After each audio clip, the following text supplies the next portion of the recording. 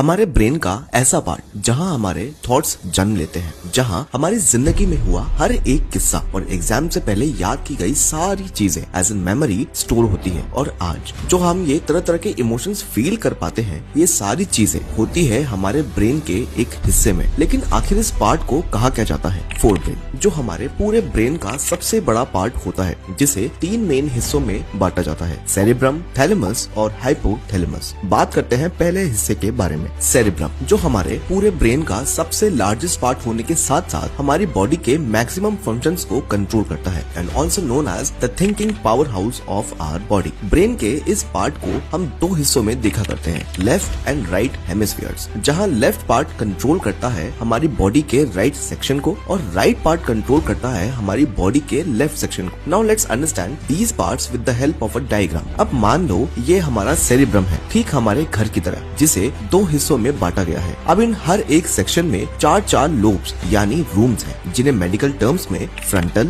Parietal, temporal और occipital lobe कहा जाता है। अब अगर हम इन चारों लोब्स यानी रूम्स के ऊपर एक छत डाल दें, तो इस छत को कहा जाता है cerebral cortex, also known as the outer covering of the cerebellum. Now in the comment section, tell us which of the following is also